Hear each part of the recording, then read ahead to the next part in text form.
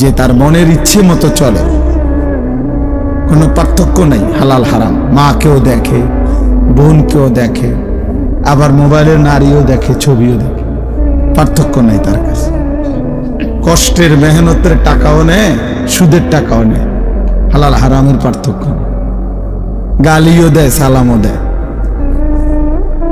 মদও খায়, মধুও খায়। বুঝেন নাই? হালাল হারাম পার্থক্য নাই তার কাছে, বরাবর সব মিলাইয়া 10,000। হ্যাঁ, বেচা 6,000, সুদে 4,000, সব মিলাইয়া 12 লাখ। জমি বেচা 6 লাখ, সুদে কিস্তিতে 6 লাখ, এই মিলাইয়া 12 লাখ। ধরেন ভাই, আমি রাতে দিলাম ফুলাগারে বিদেশ পাঠাই, কেমনে টেয়া মিলাইছেন? এই এমনি এমনি জোড়া তালি দিয়ে, মানে সুদে কিস্তিতে হালালে। তার মার গহনা বেচা টাকা আছে 2 লাখ, আবার লাভে লইছি 2 লাখ, এই 4 লাখ। হালাল হারামের পার্থক্য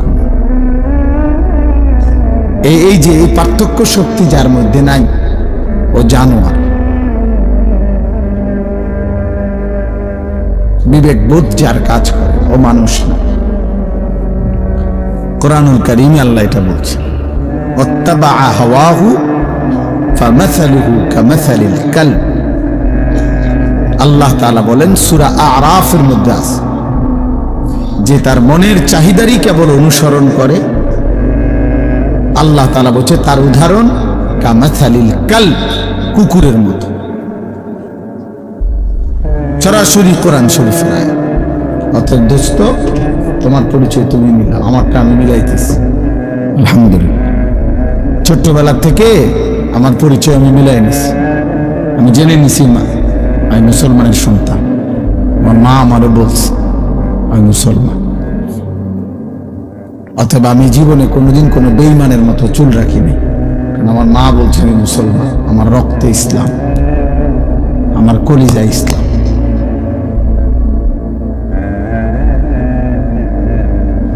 সাফ। আমার বাবা আমারে ভুল শেখায় নাই, আমার মা আমারে আজীবন নামাজের জন্য উঠাইছে, ফজরের নামাজের জন্য উঠাইছে। ঘন্টা পিটা দরজার সামনে মা আমারে উঠাইছে। এই জন্য আত্মপরিচয়, নিজেকে চেনা অনেক বড় সম্পদ, অনেক বড় নিয়ামত, অনেক বড় ভাগ্য। এটা সৌভাগ্য। আমি চিনেছি যে আমি কে।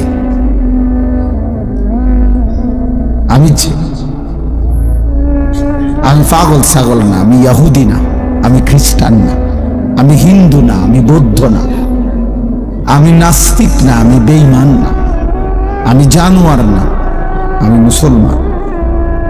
আমি সবার থেকে স্বতন্ত্র। আমার চলা, আমার হাসি, আমার কান্না, আমার আনন্দ, আমার বেদনা ভিন্ন।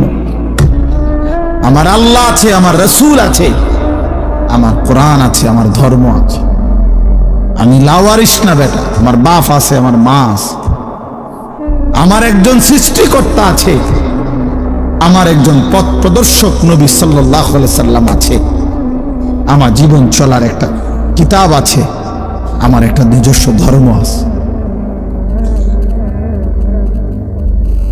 যে আমার যেদিকে টানে আমি সেদিকে যাবো কেন? আমি কি পাগল নাকি? আমি কি মাতাল নাকি? আমি একবার চুল রাখলাম ইহুদির বাচ্চার মতো, আরেকবার রাখলাম খ্রিস্টানের বাচ্চার মতো। আরে বেটা, কাপুরুষ বেটা, এমন অপদার্থ হইলি কেন বেটা? মুসলমান মার দুধ খাস নাই বেটা? বেঈমানের মতো চুল রাখলি কেন? কোন মুসলমান বাবার ঘরে বড় হস নাই বেটা? এক ওয়াক্ত নামাজের সেজদা দিলি না কেন? বলো বেটা। আমি দাঁড় করাই, আমি দাঁড় করাই দেই এখন। বেনামাজি বেয়াদবকে দাঁড় করাই।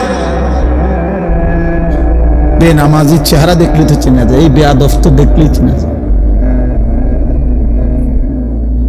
এই বেয়াদব তো অসভ্য, বেয়াদব, তো চেহারাই ভেসে ওঠে এটা পাপী, এটা আল্লাহর নাফরমান, এটা গোটা সৃষ্টির যিনি মালিক আল্লাহকে যে পরোয়া করে না। আপনাদের বাবাদেরকে বলি, আল্লাহকে যে পরোয়া করে না, খোদার কসম পৃথিবীর কোনো কিছু দিয়ে তাকে ভদ্র সন্তান বানাইতে পারবেন না। এই বেয়াদব বেয়াদবই থেকে যাবে, মনে রাখবেন, মনে রাখবেন, এটা আপাদমস্তক বেয়াদব। আপনি এই বেদ্যফের টিয়া খাইতেন পারবেন আরি, তার টেহা দিয়া হয়তো আপেল মালটা খাইবেন আরি। কারণ সে বলতে চায় পরিষ্কার, বাফেরে গ্রামকে এলাকাকে যে বেটা চেনো, আমি মাত্র 16 বছর বয়সে এত বড় জাহানের সৃষ্টিকর্তা, আমার একটা নিঃশ্বাস যার হাতে, আমি সেই আল্লাহ, তাকে বেটা কিছু মনে করি না। তুই আব্বা কিতা বেটা, তুই রে বেটা,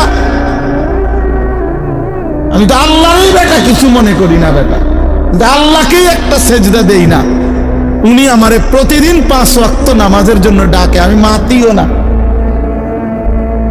আমি ফিররাও চাই না মসজিদের দিকে বেটা, হেঁটে বেটা এসে আমারে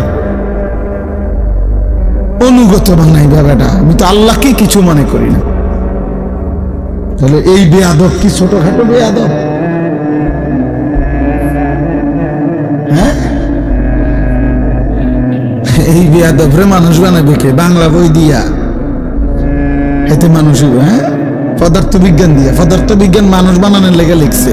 পদার্থ বিজ্ঞান তো পদার্থ শিখাবার জন্য না লিখছে। জীববিজ্ঞান কি মানুষ বানাইবার জন্য লিখছে? তো জীববিজ্ঞান শিখাবার লেগে না লিখছে। রসায়ন বিজ্ঞান কি মানুষ বানাইবার জন্য লিখছে?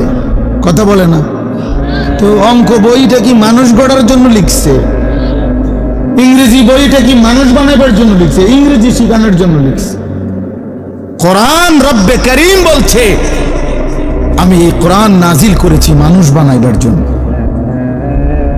কোরআন মানুষ বানায়, কোরআন ইনসান বানায়। অতএব কোরআন থেকে বিচ্ছিন্ন যে জীবন, ও মানুষ হয় নাই, উপার্জনকারী প্রাণী হতে পারে, ইকোনমিক্যাল অ্যানিমেল।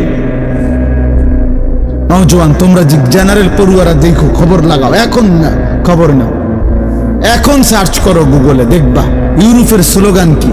বস্তুবাদের স্লোগান হইল, ক্যাপিটালিজমের স্লোগান হইল, পুঁজিবাদের স্লোগান হইল ম্যান ইজ ইকোনমিক্যাল অ্যানিমেল। মানুষ একটি অর্থনৈতিক প্রাণী, এটা একটা জীব। মানুষ একটি প্রাণী যার জীবনের মাকসাদ উপার্জন। ইকোনমিক্যাল অ্যানিমেল, অর্থনৈতিক প্রাণী। বেঈমান আমাদেরকে শেখাইছে, ইউরোপ আমগরে সবক দিছে। তোমার জীবনের উদ্দেশ্য যে কোনো পন্থায় উপার্জন বাড়াও, এটা পড়ো, এটা শেখো। এখন কত বেতন? 12,000। এটা শেখো নিশ্চিত, প্রথমেই প্রথম বেতন 30,000। এই যে টাকা বাড়ে, আরে এটা রাখো, এটা এখানে সর্বোচ্চ 3 মাসের ট্রেনিং নাও, তোমার প্রথম বেতন, স্টার্টিং বেতন 60,000। এই হিসাব আমার প্রত্যেকটা হিসাব বইয়ের। হ্যাঁ, আমার পুঁজি খাটাইলাম 12,000, যাইয়া থুইয়া থাকবো কত, লাগবে কত, তাহলে একটু পরিশ্রম করলে আশা করা যায় 12,000 টাকা, আশা করি 60-70,000 টাকা থাকবে। এই 24 ঘন্টা জীবন বেঈমান বানাইছে। তোর জীবনটাই, তোর ব্রেন, তোর মাথা, তোর বুদ্ধি, বিবেক, বিবেচনা শুধু টাকা মিলা, টাকা মিলা। আর আল্লাহর কোরআন বলছে জীবন বানাও, মালিক চিনো। তোমাকে আরেকটা জায়গায় যেতে হবে বান্দা, তুমি বোঝো কিংবা না বোঝো, মনে থাকুক আর না থাকুক, তোমার এক জায়গায় যাইতে হবে, সেটা আখিরাত। সেখানে তোমাকে পৌঁছতেই হবে, সেখানে তোমাকে যেতেই হবে। ইয়াতাওয়াফফাকুম মালাকুল মাউতিল্লাযী ওয়াক্কিলা বিকুম সুম্মা ইলা রাব্বিকুম তুরজাউন।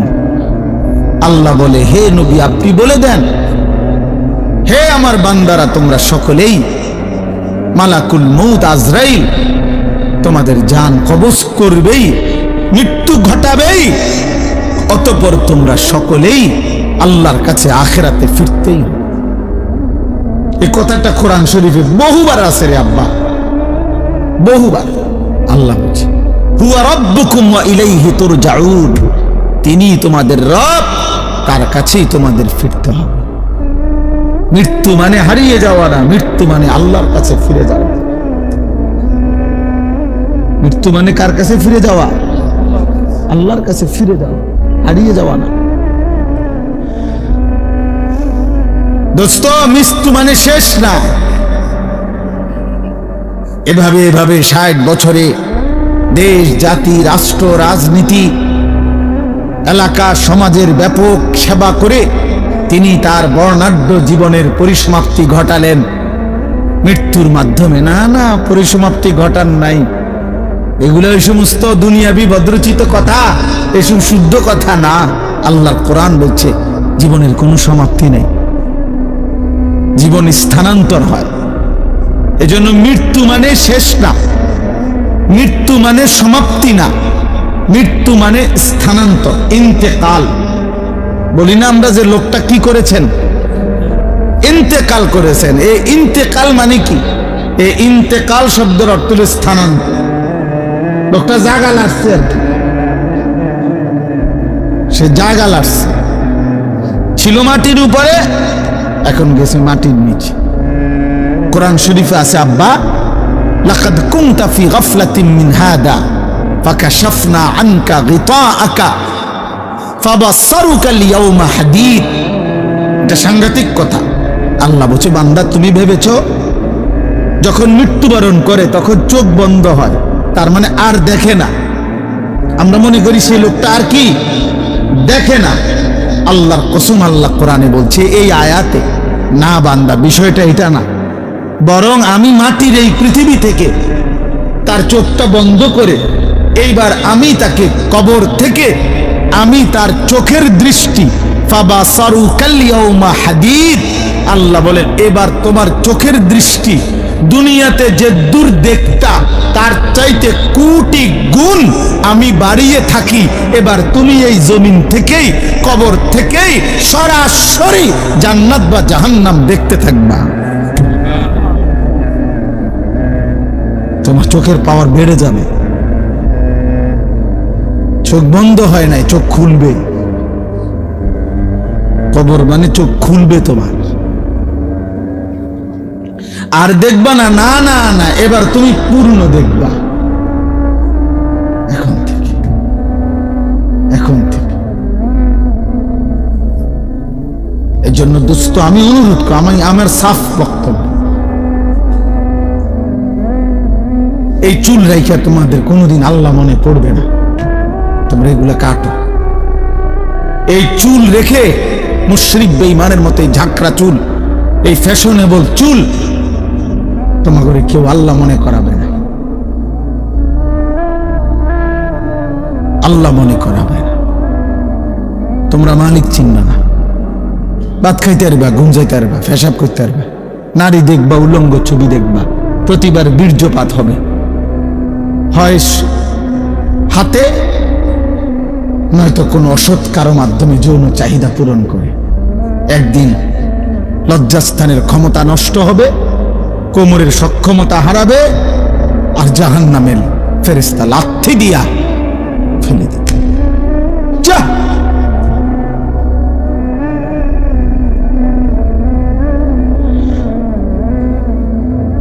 মৃত্যুকে তো তুমি ঠেকাইতে পারত না ভাই। আমার কিশোর, আমার নওজোয়ান চেহারাগুলো কালো বানায় ফেলছে। মুসলমানের ঘরে ইমানদারের সন্তান আর একটু ফুটফুটে হওয়ার, ইমানদারের সন্তান মুসলমানের ঘরের বাচ্চা আরো দয়া মায়া হওয়ার কথা। কসম খোদার, তোমরা আমি বাদ দেই, তোমরা তুমগো গ্রামের একজন বিবেকবান চাচা দাদা, ওনারে জিজ্ঞাসা করো, ওনাগরে দেখাও, এখানে দাঁড় করে, তোমরা অগণিত ছেলে এখানে বসছো, ওনারা দেখলেও বুঝবে তোমাদের চেহারা কালো না সাদা। চেহারার মধ্যে গুনার কালিমা, আল্লাহর কসম এই কোরআন ধরে বলছি, সাহাবায়ে কেরাম বর্ণনা করছেন, কিতাবে আছে, প্রত্যেকবার গুনাহ, প্রতিটা গুনাহ, আমি কিংবা তুমি, প্রত্যেক গুনার সাথে সাথে চেহারার মধ্যে একটা কালো রং পড়ে। খোদার কসম। ওই দেখেন, ওই ওরে দেখেন, এই চাদরওয়ালা বেয়াদব দেখেন, এই বেয়াদব খবরও নাই, হের মোবাইল দেখতেছে, দেখছেন? হের কোনো মানে কারে বলে হের খবর, হে আছে হের।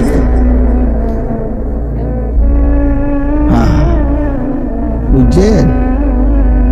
এই আমি ছেড়ে দিতে, আমি আর প্রত্যেক দিন আব্বা এই নিয়ত করে ওয়াজ করি যে যাতে মানুষে কয় যে এই ডাকাইতা হুজুর আর কোনদিন দাওয়াত দিয়ে না, বুঝেন না ইউসুফ ভাই? এটা বুঝ করে যাতে কেউ না কেউ খাইছে এরম আজরাইল মার্কা হুজুর তে বেড়া দো জাগাত ধরে বয়। আমার নিয়তে এটা, তুমি বদলাইতে হবে, তুমি বদলাইতে হবে, তুমি ফিরতে হবে আব্বা। তুমি জানো না আসমানের নিচে জমিনের উপরে এই কায়নাতের আল্লাহর সৃষ্টির মধ্যে যাকে আল্লাহ ঈমান দিছেন, খোদার কসম, যে শুনছে আমি মুসলমান, যে পড়তে পারে লা ইলাহা ইল্লাল্লাহ, এই কায়নাতের এর চাইতে বড় নিয়ামত আল্লাহর কসম আল্লাহর কাউকে দেয় না। তুমি জানো না আব্বা কত বড় ধন তুমি ফিরাই দিলে।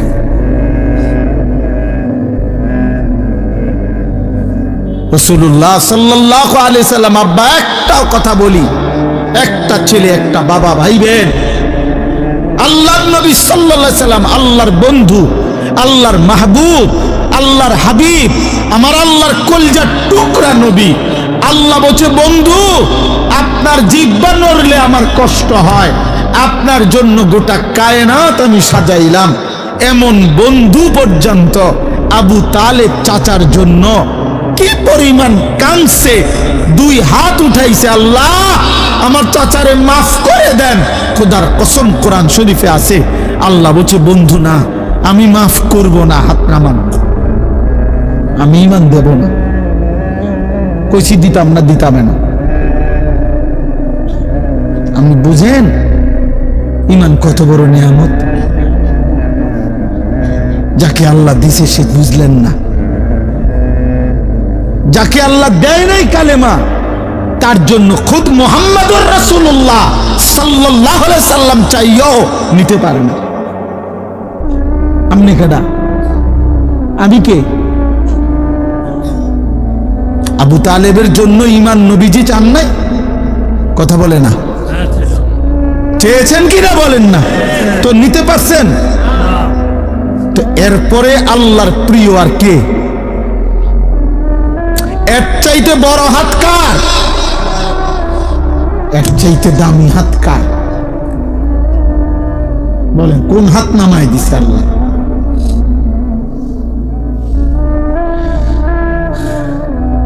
এই জন্য বাপ তোমরা বুঝতেছ না, তোমরা ভাবতেছ না ঈমান কত বড় সম্পদ, চিন্তা না।